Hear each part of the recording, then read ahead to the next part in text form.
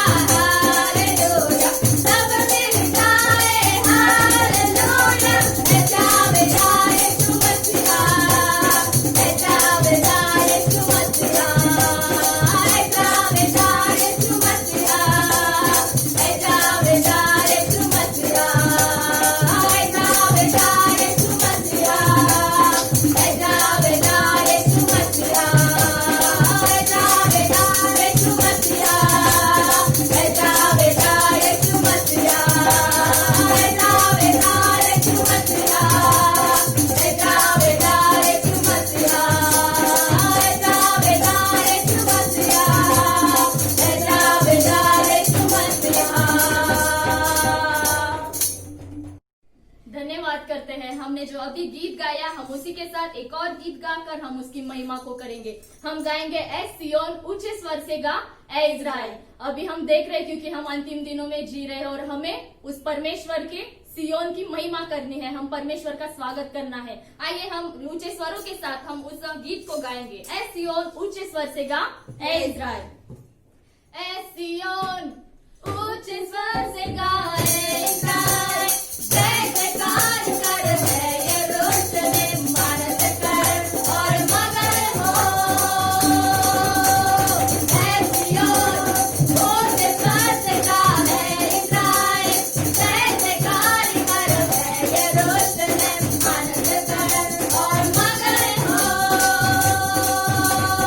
तेरा परमेश्वर तेरे बीच है, वो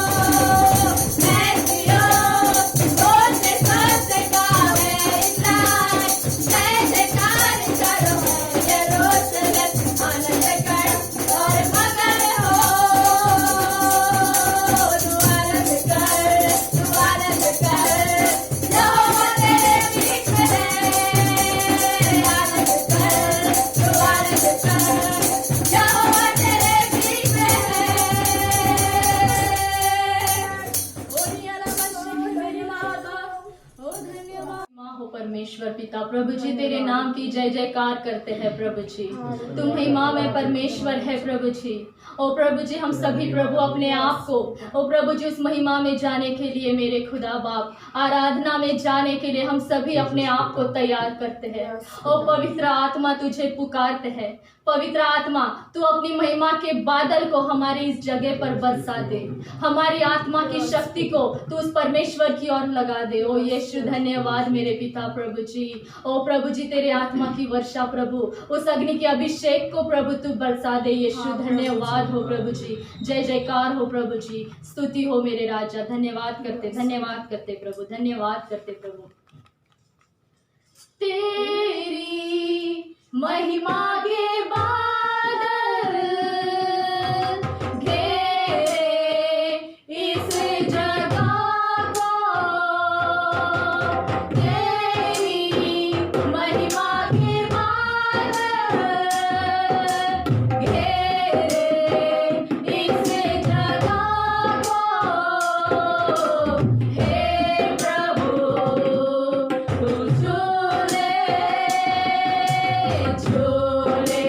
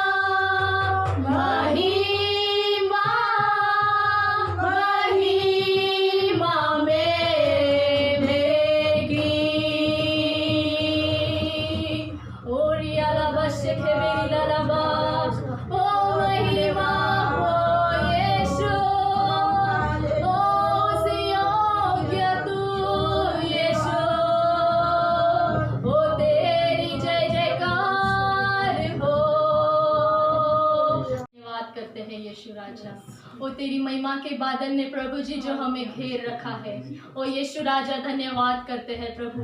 ओ जिस बादल ने प्रभु, जिस पवित्र आत्मा की उस आग ने हमें घेरा है प्रभु जी, वह प्रभु हमें सदा तेरी मार्गों पर चलाए प्रभु, और उसी मार्ग पर प्रभु हम चलने पाए मेरे पिता प्रभु, क्योंकि परमेश्वर पवित्र आत्मा हमारे साथ रहता। परमेश्वर पिता तू हमारे लिए प्रभु उस मार्ग पर चलने के लिए प्रभु तू राह बनाता है मेरे परमेश्वर। ओ यीशु आप कितने महान है प्रभु, तूने न जाने कितने ही चमत्कार किए प्रभु जी। ओ महिमा करते हैं, ऐसा तू मेरा खुदा है प्रभु जी। ओ धन्यवाद करते हैं प्रभु जी, आपकी महिमा करते हैं यीशु। हालेलुया जीसस, धन्यवाद करते पिता। तू यहाँ चल फिर रहा, तेरी स्तुति करूं, स्तुति करूं।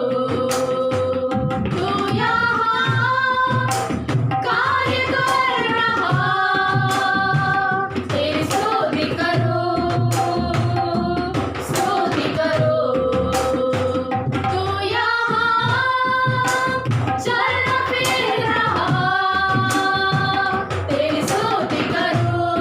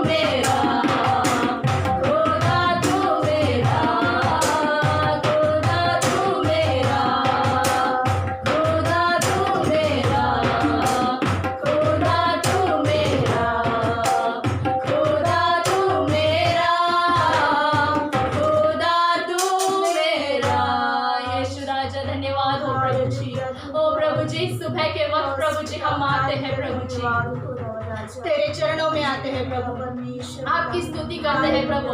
इस सुबह के दिन प्रभु हमारे हृदयों को प्रभु तू खोल प्रभु, और तेरी राह पर चलने के लिए प्रभु हमारे हृदयों को प्रभु तेरे ग्रहण योग्य बना यीशु। ओ प्रभु ये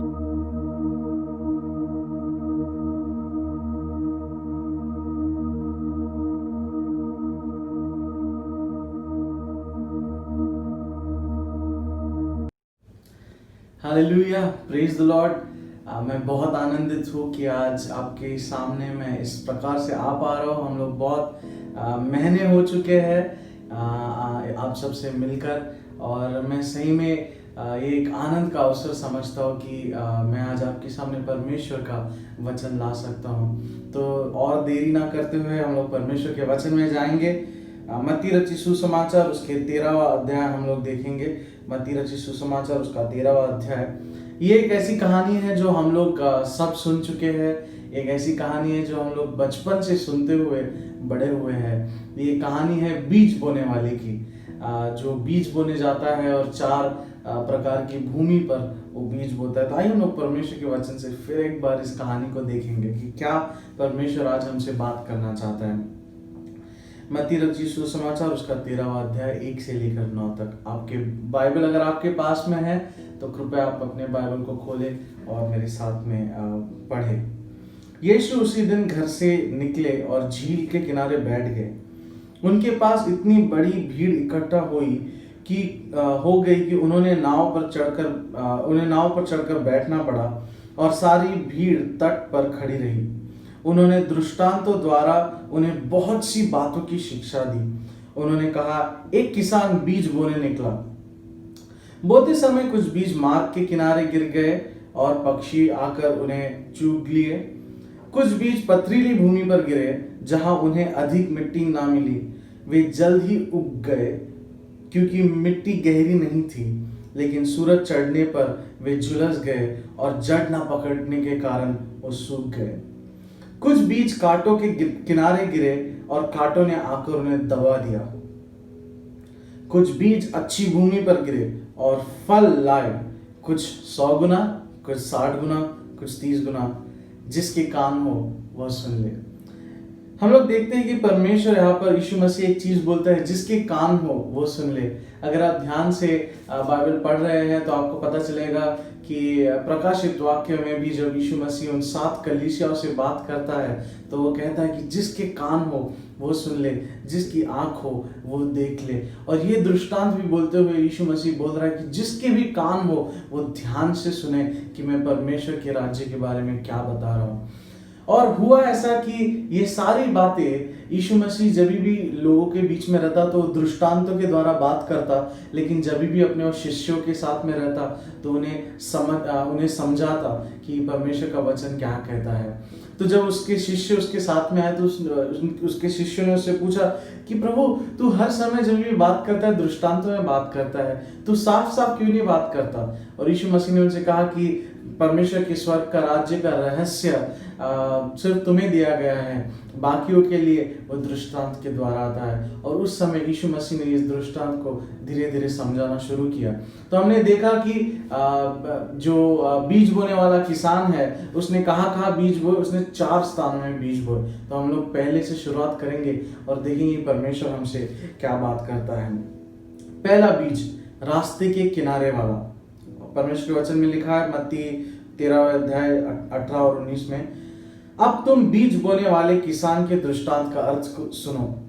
जब कोई राज्य का वचन सुनाता है लेकिन समझता नहीं, तब उनके मन में जो बोया गया है शैतान उसे आकर छीन लेता है। यह वह जो रास्ते के किनारे बोए गए। परमेश्वर यहाँ पे एक चीज बोल रहा है बहुत बहुत साफ कि परमेश्वर का वचन, आप देखेंगे परमेश्वर का वचन जो है वो जीवित है। परमेश्वर के वचन का जो बीज है, जो किसान का बीज है वो जीवित है, लेकिन जमीन के बारे में यहाँ पर बात की जा रही है कि किस प्रकार की जमीन चाहिए उस बीज को सोखने के लिए, ताकि वो बीज फल ला सके। आज हमें ये देखना है कि हमारा मन किस प्रकार से है। तो ये चार जो स्थान है, जो चार जो परिस्थितियां है, वो हमारे शरीर, हमारे मन, हमारी बुद्धि के बारे में बात करती है। और सबसे पहली जो यीशु मसीह ने बात कही वो ये कही कि वो लोग सुनते हैं लेकिन समझते नहीं है। वो क्यों नहीं समझते? क्योंकि उनकी सोच बहुत छोटी है, क्योंकि उनकी सोच बहुत ही मतलब वो परमेश्वर जब नया काम करता है वो लोग समझ नहीं पाते।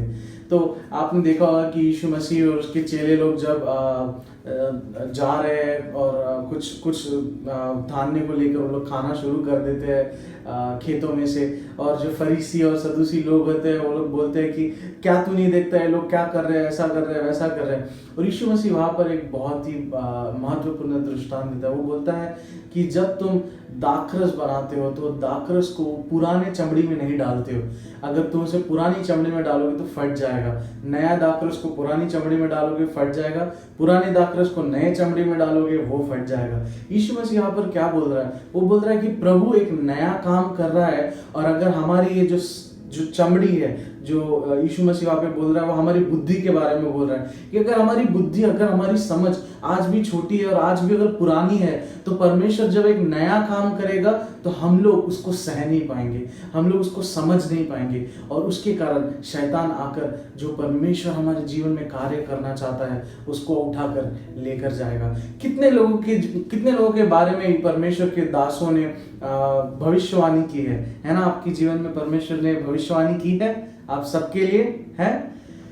लेकिन हमने क्या किया? हम लोग सोचते हैं अरे हम तो चंद्रपुर के हैं, हम तो यही रहेंगे, हम तो यही आराम से रहेंगे, अपना परिवार है, सब ठीक है।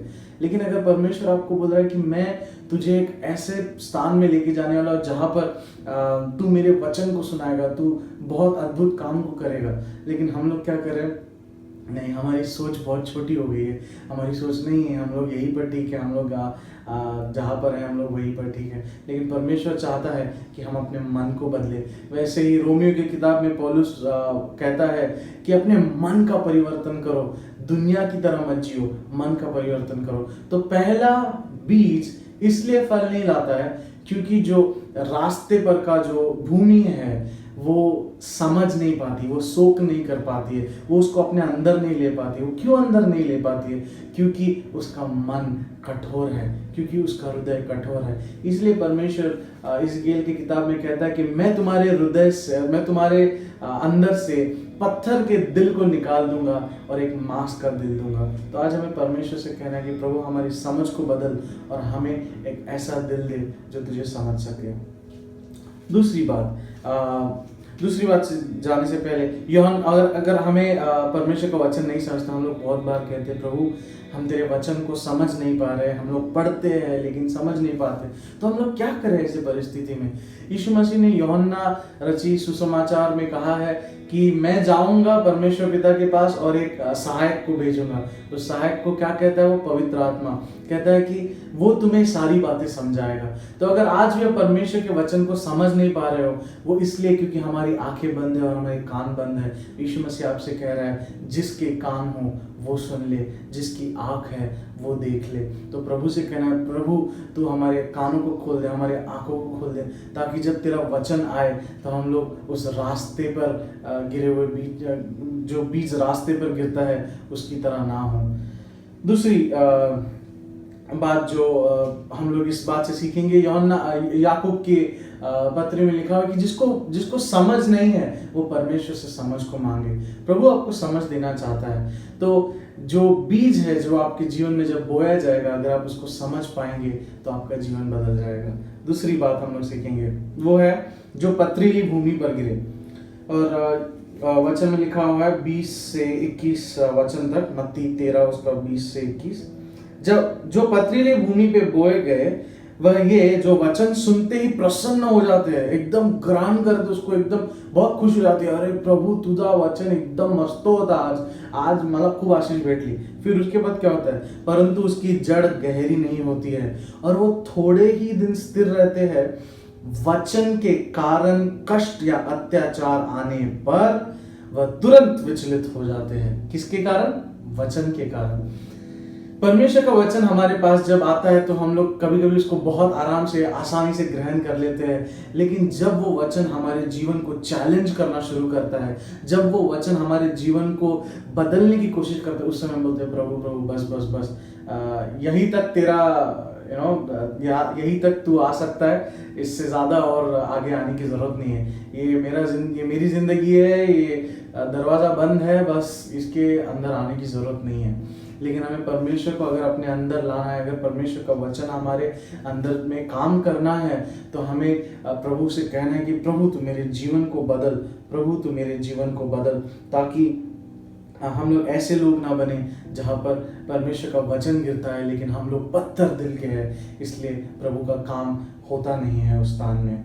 कभी कभी हम लोग बोलते हैं कि जब हम लोग स्कूल या कॉलेज में जाते हैं, हो सकता है कभी कभी हमारे जो मार्क है थोड़े कम आ गए, हमारे बच्चों के मार्क थोड़े से कम आ गए, तो हम लोग क्या करते हैं, वैसे समय में हम लोग किसी बाबू से मिलते हैं, किसी एजेंट से मिलते हैं, बोलते हैं हाँ के बाबू थोड़ा सा 10,000 के होंगे, काम करूँगे बिल्कुल। लेकिन हमें वैसा भी नहीं करना है। प्रभु का वचन कहता है कि हमें चोरी चकारी गलत काम नहीं करना है। जब हम रेड सिग्नल, लाल सिग्नल को क्रॉस करते हैं और अगर हमें पुलिस पकड़ता है तो उसको ये नहीं बोलना है काका है क्या 100 रुपये चाह प्या, नो, हमें वैसा नहीं करना है। हमें क्या बोलना है, हाँ सर मुझसे गलती हुई, मैंने लाल सिग्नल क्रॉस किया, कितना फाइन हुआ आप मुझे बताइए, वो कितना भी होगा मैं भर के जाऊंगा। वो हमें परमेश्वर का रास्ता है, वो एक ऐसा परमेश्वर का रास्ता है जिसे हमें अपनाना है। तो हमें ऐसे लोग नहीं बनना है जो प्रसन्नता से प्रभु के वचन को स्वीकार करते हैं और फिर उसके बाद जब वचन के कारण हमारे जीवन में कोई प्रॉब्लम आता है या कोई समस्या आती है तो हम लोग बोलते हैं प्रभु प्रभु बस बस बस। नहीं, हमें वैसे लोग नहीं बनना है। तीसरी बात यहाँ पर जो परमेश्वर के वचन में लिखा है, जो कांटों के बीच में गिरे।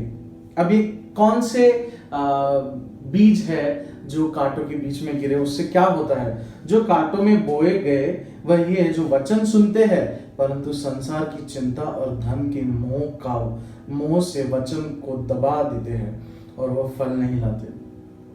कितने लोग आज चिंतित है कि आपके बच्चों के बारे में क्या होने वाला है? कितने लोग आज चिंतित है कि अगर मैं संडे को हर संडे चर्च जाऊंगा और अपना जो काम है उसको थोड़ा साइड में रखूंगा कुछ समय के लिए तो मेरा लॉस हो जाएगा, है ना? हम लोग बहुत बार ऐसा सोचते हैं। लेकिन हमें परमेश्वर को सबसे उत्तम स्थान देना है, परमेश्वर के वचन को सबसे उत्तम स्थान देना है। जब परमेश्वर यीशु मसीह अपने चेलों से बात कर रहा है, वो बोलता है कि आकाश के पक्षियों को देखो, उनको तो 2-2, 3-3 पैसे में बेचा जाता है। जब अपना स्वर्गीय पिता उनके बारे में सोचता है तो वो तुम्हारे बारे में कितना चिंतित होगा, वो तुम्हारे बारे में कितना सोचता होगा। आज आपके जीवन में जो कोई भी परेशानी, जो कोई भी बीमारी, जो कोई भी बुरी आदतें हैं, अगर आप उसके कारण परेशान हो तो उससे परेशान होना छोड़ दीजिए और परमेश्वर के वचन को अपने अंदर ग्रहण कीजिए। क्योंकि जब आप परमेश्वर के वचन को अपने अंदर ग्रहण करेंगे तो आपके जीवन को पूरी तरह से बदल देगा। लेकिन अगर आप चिंता में और धन के मोह में अटके रहेंगे तो क्या होगा कि वो आकर आपको दबा देगा और आप सफल नहीं हो पाएंगे। हम लोग देखते हैं मरियम और मार्था की जिंदगी में कि यीशु मसीह जब उनके घर पे आता है, मरियम यीशु के पैर के पास में बैठ के उससे सुनती है और मार्था उसको बोलती है कि अरे यीशु तू ये तो एकटा नाही आहे, तेवढ्या साऱ्या लोकांना घेऊन येतो, आता सर्वांसाठी चिवडा, चकली, पोहा, नींबू पानी सर्व बनवायचं आहे की नाही? और फिर बोलती कि मरियम को बोलो थोड़ा सा काम करने के लिए। और यीशु मसीह बोलता है कि मार्था मार्था तू बहुत चिंतित है, बहुत सारी बातें तेरे दिमाग पर है, लेकिन सबसे महत्वपूर्ण बात एक ही है और मरियम ने उस बात को चुना है जो उससे कभी दूर नहीं की जाएगी। और वो क्या बात थी कि वो यीशु मसीह के पास बैठी हुई थी, बाकी सारी बातों को छोड़कर वो बिल्कुल भी किसी बारे में चिंतित नहीं थी। हमें भी जब परमेश्वर हमारे पास में आज हमारे अंदर है, हमारे घर में है, तो हमें किसी चीज़ के बारे में चिंतित नहीं होना है। जब भी हम चिंता करते हैं उसका मतलब ये है कि हम लोग परमेश्वर पे भरोसा नहीं करते। जब भी हम लोग क्रेडिट कार्ड इस्तेमाल करते हैं उसका मतलब ये है कि हम लोग परमेश्वर हमें हमारी पूर्ति नहीं कर सकता, ऐसा हम लोग परमेश्वर को बोल रहे हैं। जब भी हम लोग कुछ भी ऐसा काम करते हैं जो हमें जल्दी जल्दी चाहिए, अपने को घर चाहिए, गाड़ी चाहिए, मकान चाहिए, हम लोग हो सकता है अपने बच्चों को बहुत बोलते हैं, अरे त्या माणसाला बघ, अरे त्याच्या मुलाला बघ, तुझ्यापेक्षा चांगले मार्क आले, असं तसं तसं। उस समय हम लोग क्या करें, संसार की चिंता, अगर मेरे बच्चे को कम मार्क आएंगे तो लोग मेरे बारे में क्या बोलेंगे, हमें वो चिंता है। हम लोग ये नहीं सोच रहे कि हमें अपने बच्चों को बताना है कि तुम परमेश्वर के राज्य में बढ़ो, क्योंकि जब हम लोग स्वर्ग में जाएंगे ना, यीशु मसीह हमको नहीं पूछने वाला कि तू डॉक्टर है, इंजीनियर है या फिर क्या है, वो हमें पूछेगा कि तूने मेरे पिता की जो इच्छा थी उसको पूरा किया या नहीं। और अगर हमने उसकी पिता की इच्छा को पूरा नहीं किया तो वो बोलेगा मैं तुम्हें नहीं जानता। हम लोग उसको बोलेंगे आम्ही प्रत्येक रविवारला आम्ही चर्चला गेलो, हाऊस ग्रुपला गेलो, किती पाऊस येत होता, लॉकडाऊन होता तरी आम्ही जायचो, हम लोग इधर उधर गए, इतना सब। यीशु मसीह बोलेगा मेरे को मालूम ही नहीं तुम लोग कौन हो। तो हमें वैसे स्थान पर नहीं रहना है, हमें ऐसे स्थान पर रहना है जहाँ पे हम लोग सारी चिंताओं को दूर रखते हैं और परमेश्वर के वचन को ग्रहण करते हैं। और हम लोग जानते हैं कि हमारा परमेश्वर ऐसा परमेश्वर है जो समुद्र को डुबा सकता है, जो पत्थर में से पानी को निकाल सकता है, जो मुर्दों को जिला सकता है, जो लंगड़ों को चला सकता है, अंधों को दिखा सकता है, मुक्कों को गाना गाने लगा सकता है। हमारा परमेश्वर इतना महान है, तो हमें उसके ऊपर में विश्वास करना है। आखिरी बात, यीशु मसीह बोलता है अच्छी भूमि। ये अच्छी भूमि क्या है?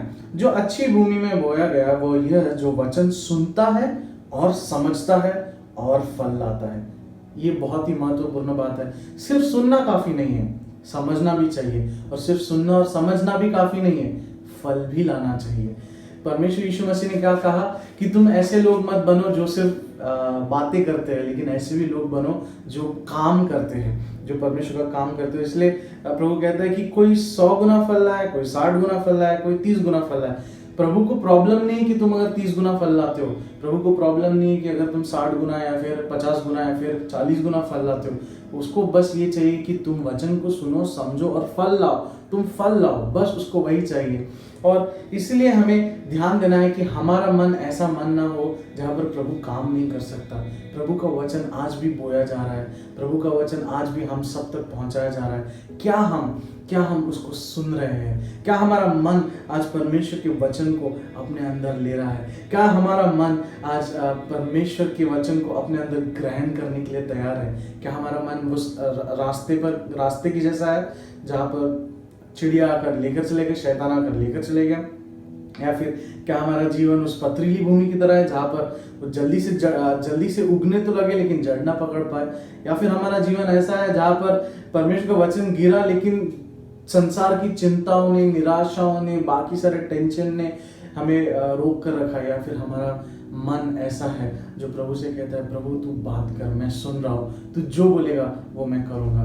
तो आज मैं विश्वास करता हूँ कि ये छोटी सी बात जो हम बचपन से, छोटी सी कहानी हम लोग सुनते आए बीज बोने वाले के बारे में, तो हम जानेंगे कि वो जो बीज है वो परमेश्वर का वचन है, वो आज भी जिंदा है, वो आज भी काम करता है। लेकिन क्या हमारा मन, क्या ये भूमि तैयार है? आज अपने आप से पूछे, क्या मेरा मन तैयार है? अपना हाथ अपने दिल पर रख के पूछे, क्या मेरा दिल तो तैयार है परमेश्वर के वचन को सुनने के लिए, ग्रहण करने के लिए, समझने के लिए और फल लाने के लिए? सिर्फ सुनना काफी नहीं है, समझना भी चाहिए। सिर्फ सुनना और समझना काफी नहीं है, फल भी लाना चाहिए। तो हमें क्या करना है? हमें सुनना है प्रभु के वचन को, हमें उसे समझना है। समझ नहीं पा रहे तो परमेश्वर से, पवित्र आत्मा से हमें पूछना है, पवित्र आत्मा आइए, आप हमें समझाइए। और अगर हो सकता है हम लोग कभी कभी कमजोर होते हो तो प्रभु से ताकत मांगना है और से कहना है प्रभु तू मेरी सहायता कर ताकि मैं तेरे वचन को सुन सकूं, समझ सकूं और फल ला सकूं। क्योंकि अंतिम दिन में जब यीशु मसीह आएगा,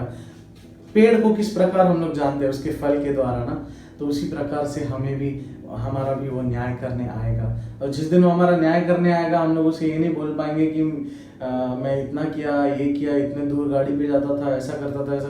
प्रभु बोलेगा मैं तुम्हें नहीं जानता हूँ। और उस समय वो बोलेगा कि मैं वचन तुम्हें इतने बार सुना रहा था, बोल रहा था, क्या तुमने उसको अपने दिल में ग्रहण किया? क्या तुमने उसको सुना? अच्छा ठीक है, सुना भी होगा, ग्रहण भी किया होगा, समझ भी लिए। समझने के बाद क्या किया? तुमने कुछ किया उसके बारे में? फल लाए? फल दिखाओ। और अगर हमारे पास में फल नहीं है तो हमें परमेश्वर उस आग में झोंक देगा। तो मैं विश्वास करता हूँ कि आप आज से प्रभु के वचनों को और अधिक पढ़ना शुरू करेंगे। कितने लोग लॉकडाउन से पहले, इस कोरोना आने से पहले हम लोग बोलते थे, प्रभु अगर मुझे 2-3 घंटा दिन में एक्स्ट्रा मिल जाते तो मैं मस्त पैकी बैठ के प्रार्थना आराधना करता।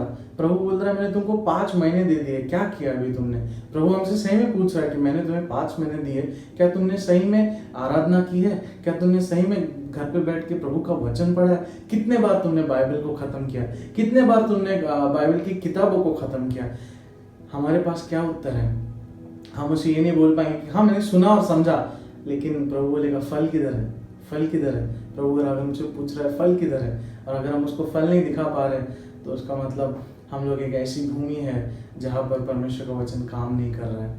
प्रभु का वचन आज भी जिंदा है, और इन लॉकडाउन के दिनों में आज भी आप चंद्रपुर में शायद लॉकडाउन फिर से शुरू हो रहा है। मैं विश्वास करता हूँ कि आप सब लोग सही सलामत है, घर पे रहिए और परमेश्वर के वचन को पढ़िए। मैं जानता हूँ काम बहुत बढ़ गया है घर पर, लेकिन प्रभु के वचनों को अपने पास और करीब से करीब रखिए, क्योंकि हमें नहीं पता कोरोना की दवाई कब आएगी, लेकिन हमें ये पता है कि परमेश्वर का वचन हमारी दवाई है, परमेश्वर का वचन हमारी सुरक्षा है। तो इसे अपने दिल के पास बनाए रखे। प्रभु से कहे मेरे अंदर से पत्थर का दिल निकाल और मुझे मांस का हृदय दे। आइए मेरे साथ प्रार्थना करें। प्रभु यीशु, हम अपने आप को तेरे हाथों में सौंपते हैं और हम प्रार्थना करते हैं कि हम एक ऐसी भूमि बनेंगे जो 100% फल लाता है। होने दे प्रभु कि इन सारे परिस्थितियों में हमारा विश्वास तुझ पर बढ़े, ताकि हम लोग दुनिया की चिंता या फिर संकट ये वो उन सारी चीज़ों से हम डिस्ट्रैक्ट ना हो, हमारा मन ना भटक जाए, लेकिन प्रभु हमारी सहायता कर ताकि हम तेरे वचनों में और बढ़ सके। तेरा बीज आज भी जिंदा है, तेरा वचन आज भी जिंदा है। हमें बस ये देखना है कि हम कौन सी भूमि है। क्या हम पथरीली भूमि है? क्या हम रास्ते वाली भूमि है? क्या हम कांटों वाली भूमि है? या फिर हम अच्छी भूमि है? तो आइए प्रभु हमारे हृदय में आइए और हमें बदल दीजिए। यीशु के नाम से मांगते हैं, आमीन।